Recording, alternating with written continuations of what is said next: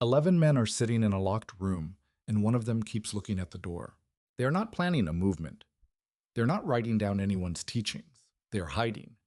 Men who are afraid, men who are grieving, men who are not even sure they believe what the women came running to tell them at sunrise. 3 days ago, they watched the man they had left everything to follow die on a Roman cross. They watched him buried. And now, if the whispers are true, someone has moved the body. So they sit behind a bolted door, listening for footsteps on the stair, and they wait for the next thing to go wrong. Over the next several weeks, that changes. Not all at once, not in a single blinding moment, but scene by scene, a folded cloth in an empty tomb, a stranger on a 7-mile road, a shut door that could not keep him out, a fire of coals burning on a wet beach at dawn. These scattered moments would become the foundation the entire Christian faith is built on. The men in that locked room would walk out of it and turn the world upside down. 40 days. That is the number the book of Acts gives us. Luke writes that Jesus showed himself alive after his suffering by many infallible proofs, being seen of them 40 days. 40 days between the empty tomb and the morning he was taken out of their sight, somewhere around the year AD 33. And here is what most people miss about those 40 days. We tend to picture them as a kind of highlight reel of goodbyes. Jesus appearing here, appearing there, waving farewell before he goes. Comforting, but scattered. Random. They were the opposite of random. Read them in order, and a pattern shows up that is almost impossible to unsee. These were not goodbyes. They were a campaign, a deliberate, patient, step-by-step operation to take 11 terrified men who were hiding behind a locked door and turn them into witnesses who would not shut up, men who would eventually walk to their own executions rather than take back a single word.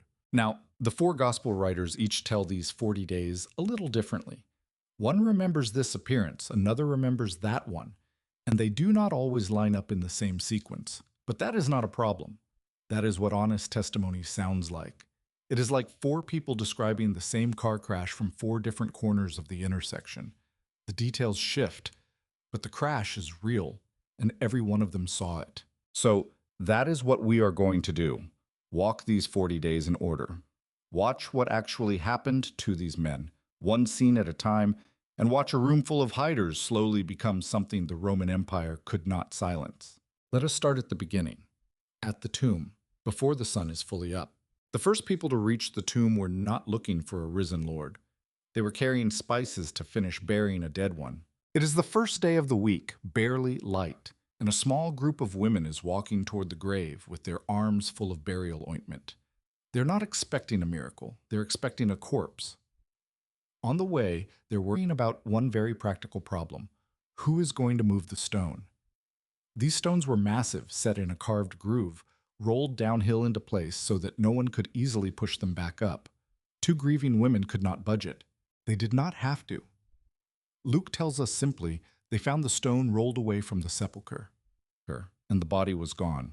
Word gets back to the men. Peter and John do not walk, they run. John gets there first, stoops, and looks in. Then Peter, barreling past him, goes straight inside, and here's the detail that stops you if you slow down to see it.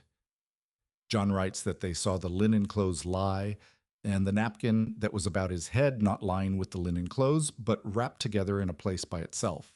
The grave cloths were still there, lying flat, and the cloth that had been around his head was folded up and set apart in its own place.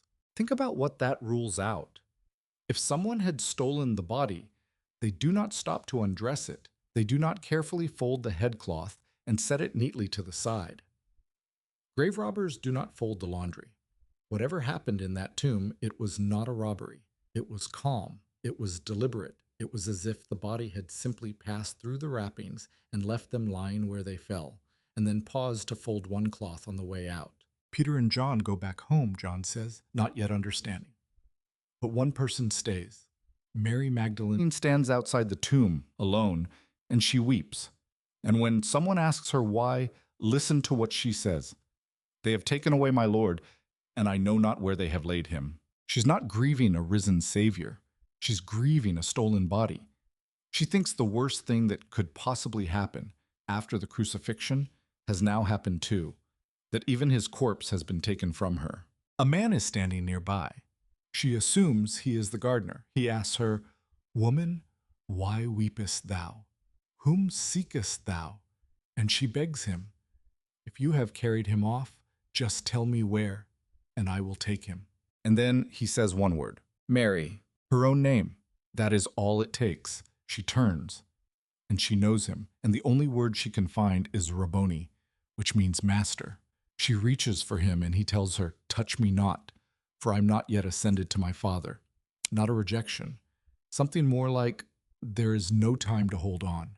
There is somewhere you need to run first. Go, tell the others. And she does exactly that. John tells us Mary Magdalene came and told the disciples that she had seen the Lord and that he had spoken these things unto her. The first sermon ever preached about the risen Christ came from a woman who, an hour earlier, had been looking for a corpse. She did not have theology. She had one sentence, "I have seen the Lord," and she carried it back to the men in hiding. But the men are still behind that locked door, and they have not seen anything yet. That evening, the door was bolted from the inside, not locked out of habit, barred, the way you bar a door when you are convinced the men who killed your friend are coming for you next. But before we step into that room, something happens on a road outside the city that you need to see first. That same afternoon, two of Jesus' followers are walking the 7 miles from Jerusalem to a village called Emmaus. They're talking about everything that has happened, and their faces are heavy. A stranger falls into step beside them and asks what they are discussing. They stop, stunned that anyone could have missed the news. And then one of them says a line that might be the saddest sentence in the whole gospel. "We trusted that it had been he which should have redeemed Israel." We trusted. Past tense. We used to hope. That hope died on Friday. Here's the strange part. The stranger walking with them is Jesus himself. But Luke tells us their eyes were holden that they should not know him. Held. Something kept them from recognizing him. For the length of a 7-mile walk, the risen Christ explains the scriptures to two heartbroken men who have no idea who he is. And it is not until they sit down to eat, and he takes the bread and blesses it and breaks it, that suddenly their eyes were opened, and they knew him. And in that same instant, he is gone. They run the 7 miles back to Jerusalem in the dark to tell the others. And that brings us to the room, the bolted room. The disciples are gathered together with the doors shut for fear of the Jews. Read that phrase slowly, for fear. They're not holding a prayer meeting. They're hiding the way a family hides after a raid, listening for the next boot on the stair. Every creak of the building is the temple guard. Every voice in the street is the mob that shouted for the cross. And into that room, through the barred door, past every lock, into the middle of all that fear, Jesus comes and stands and says, "Peace be unto you." Stop on that. These are the men who ran. When the soldiers came, they scattered. Peter denied him 3 times before a fire. When Jesus needed them most, they were gone. And now the risen Christ stands in front of every one of them. And the first thing out of his mouth is not "Where were you?" It is not "How could you?" It is peace. Do you hear that? The men who abandoned him barred a door to keep the world out. And the one person they had wronged most walked straight through it, not to settle the score, but to bring them peace. That is what Christ does with the people who ran. He comes looking for them. He walks through the very door they locked, and he calls them back. They think they're seeing a ghost, so he makes it physical. "Behold my hands and my feet, that it is I myself," he says. "Handle me and see, for a spirit hath not flesh and bones." He shows them the wounds. He lets them touch him. This is not a vision. This is not wishful grief dressed up as hope. This is a body in a room with holes in its hands. But one of them was not there that night. One of the 11 missed it. And because he missed it, he is about to spend the next 2,000 years wearing a nickname he never deserved. Let us recap where we are. An empty tomb with the grave cloths folded. Mary in the garden hearing her name. 2 men on the Emmaus road recognizing him in the breaking of bread. And a locked room full of frightened men meeting a risen Lord who leads with peace instead of blame. 4 scenes one day, and the fear is already starting to crack. If seeing these 40 days laid out in order is helping you read the resurrection in a way you have not before, do me a favor. Subscribe, leave a comment, and send this to someone who needs to walk through it too. Because the one man who missed that first night is about to ask for something bold, and he has been judged unfairly for it ever since. By the end of this next part, you will see that the most insulted man in the Gospels asked for nothing the others had not already been given. His name is Thomas, and he was not in the room that first night. So when the other 10 find him and tell him they have seen the Lord, he does not believe them. And the words he uses are the reason his name became an insult. Except I shall see in his hands the print of the nails, he says, and put my finger into the print of the nails and thrust my hand into his side, I will not believe. We call him Doubting Thomas. We use it as a put-down for anyone who needs proof. But slow down and look at what he is actually asking for. He wants to see the nail marks. He wants to touch the wounds. That is exactly what the other 10 disciples had already been shown 8 days earlier. Jesus had walked into that locked room and said, "Handle me and see." Thomas is not asking for more than the others got. He is asking for the same thing. He just was not in the room the first time. So 8 days later, they are together again, and this time Thomas is there. And Jesus comes and stands among them once more. He turns to Thomas, and without being told a word of what Thomas demanded, he offers him exactly it. "Reach hither thy finger, and behold my hands," he says. "Reach hither thy hand, and thrust it into my side, and be not faithless, but believing." And Thomas, who a week ago said he would never believe, gives the single greatest confession of faith in all 4 Gospels. 5 words, "My Lord and my God." Now here's where I have to be honest with you about something. If you try to lay all 4 Gospels side by side and build one perfect minute-by-minute timeline of these 40 days, you will run into trouble. The accounts do not always match in sequence. One writer highlights this appearance, another highlights that one. Paul, writing years later, gives his own list. He even mentions that Jesus appeared to more than 500 people at one time, an appearance the Gospels do not describe at all. So which order is the real order? Scholars have argued over this for centuries. Some stitch the accounts into a chain of 10 or 12 separate appearances. Others say the Gospel writers never meant to give us a master schedule in the first place. They each chose the scenes that mattered most for the people they were writing to. But here is what every single account agrees on. The tomb was empty.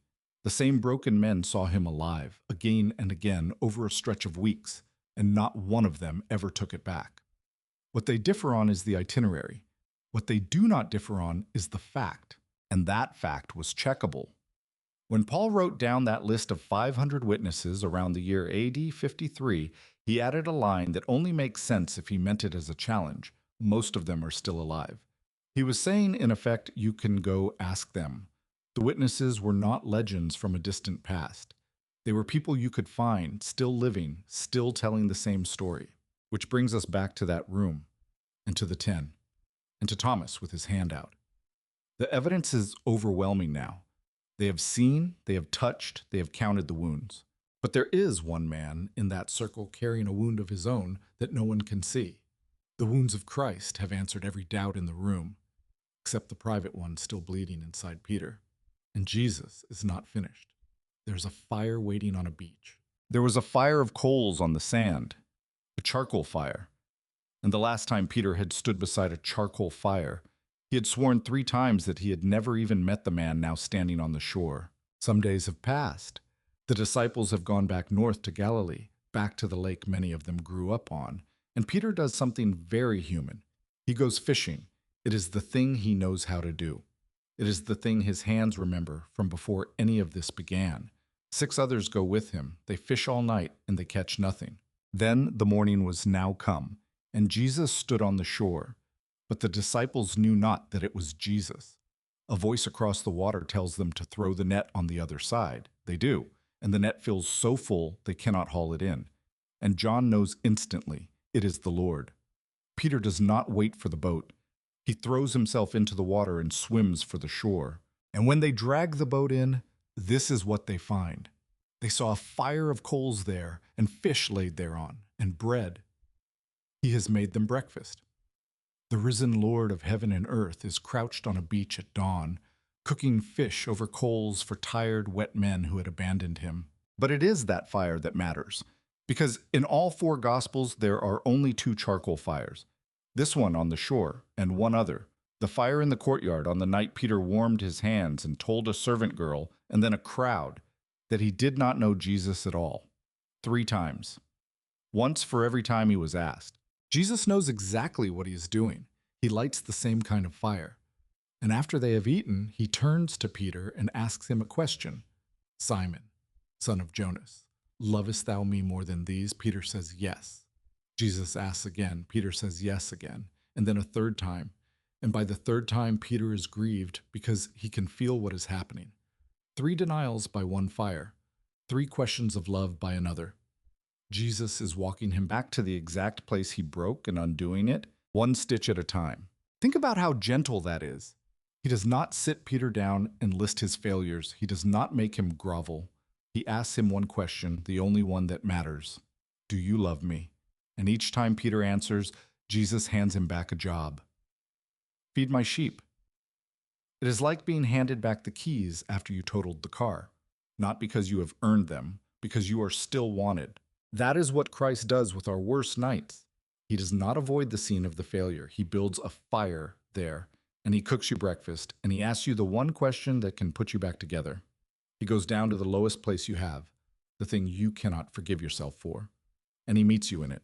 And then he tells Peter something heavy. When thou shalt be old, thou shalt stretch forth thy hands, and another shall carry thee where thou wouldest not. He is telling Peter how he will die. The man who once denied him to save his own skin will one day stretch out his hands and give that skin up rather than deny him again. The coward by the first fire becomes the martyr who never runs from the second. The man who denied him is repaired. Thomas has touched the wounds. Mary has heard her name. The room that was bolted shut is starting to breathe again. All that is left now is for someone to send them out. But the 40 days were running out. Jesus gathers the 11 on a mountain in Galilee, and he gives them the instruction that everything has been building toward. All power is given unto me in heaven and in earth, he says. Go ye, therefore, and teach all nations, baptizing them, teaching them to observe all things whatsoever I have commanded you. And then a promise tucked onto the end for men who are about to be scattered across the earth and killed for this. Lo, I am with you always, even unto the end of the world. Go. The whole point of the 40 days is in that one word. He did not come back to say goodbye. He came back to send them out and to promise he would never leave them while they went. And then, on the 40th day, he leads them to the Mount of Olives just outside Jerusalem. He blesses them, and while they beheld, he was taken up, and a cloud received him out of their sight. Picture the men standing there. Their necks are bent back. Their eyes are fixed on the sky where he disappeared. These are the same men, the very same necks, that 40 days ago were bent low behind a bolted door, flinching at footsteps. Now they are standing in the open, on a hillside, staring straight up into heaven with their faces uncovered. And 2 men in white appear beside them and say, Ye men of Galilee, why stand ye gazing up into heaven? We sometimes read that as a scolding, as if the angels are annoyed that the disciples are worshiping too long. But that is not what is happening. It is a nudge. It is a turning around. The whole campaign of these 40 days was never meant to end with men staring at a sky. It was meant to make men who move. The angels are not saying stop looking. They're saying, you have a job now. Go and do it. And they did. They did not go home. They did not go quiet. They walked back down that mountain into Jerusalem, the exact city that had just executed their leader 40 days before. And they opened their mouths, and they never closed them again. The men who hid behind a locked door became the men who stood in the temple courts and in front of kings and would not stop talking, most of them all the way to their own executions. So what do we take from these 40 days? First, the resurrection is not a private feeling.